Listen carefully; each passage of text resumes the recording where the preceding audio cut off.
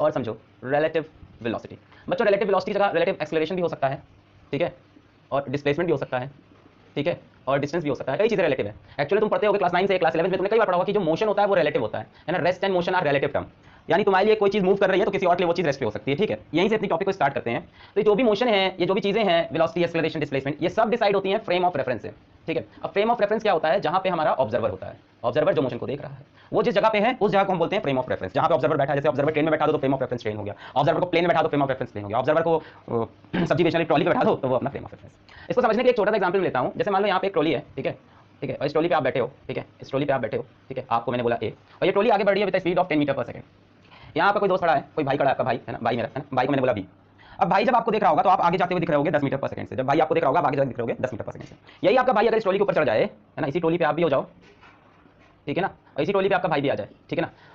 अब बताओ आपका भाई आपको किस स्पीड से देखेगा? जीरो। अब उसको लगेगा कि आप मूव नहीं कर रहे हो क्योंकि वो भी उसी ट्रॉली पे है जहां पर, जैसे ट्रेन के अंदर पर्सन कोई बैठा है, बाहर से देखे तो हमें लगेगा वो इंसान चल रहा है, और ट्रेन के अंदर जाके देखें तो वो इंसान मेरे लिए रेस्ट पे है। तो इसी को बोलते हैं फ्रेम ऑफ रेफरेंस। पहले ऑब्जर्वर बाहर था तो उसे दिखी तुम्हारी स्पीड 10, वही ऑब्जर्वर तुम्हारे साथ आ गया तो तुम्हारी स्पीड से दिखी 0।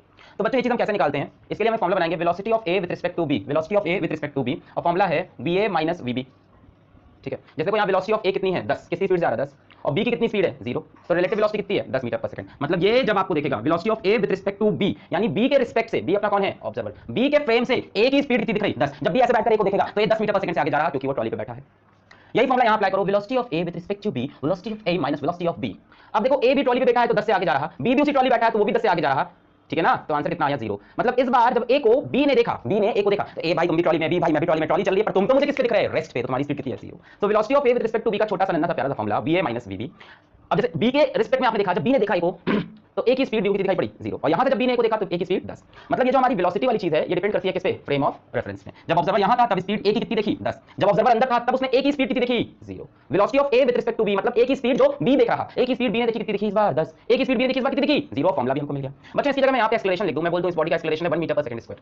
अब बताओ जब आप बाहर से इसको देखोगे तो इसका एक्सेलरेशन कितना दिखेगा? ट्रॉली के साथ आगे बढ़ेगा किस एक्सेलरेशन से? 1 मीटर पर सेकंड स्क्वायर। और जब आप अंदर चले जाओगे ट्रॉली के ही फ्रेम में चले गए आप भी, ठीक है, जो बी है जो भाई है वो भी ट्रॉली के फ्रेम में गया, अब उसे एक एक्सेलरेशन कितना दिखेगा 0, यानी acceleration of A with respect to B. जब बी ने देखा एक acceleration, acceleration of A minus acceleration of B, एक एक्सेलरेशन 1, बी का यहां पर 0 क्योंकि ग्राउंड पे खड़ा है, कितना आया 1 मीटर पर सेकंड स्क्वायर। और यही फॉर्मूला यहां पे वर्क करेगा, acceleration of A with respect to B, acceleration of A minus acceleration of B. यहां ए भी 1 मीटर पर सेकंड स्क्वायर से आगे बढ़ रहा ट्रॉली के साथ, बी भी आगे बढ़ रहा, तो रिलेटिव, इनके बीच का रिलेटिव एक्सेलरेशन 0, यहां पे रिलेटिव 1।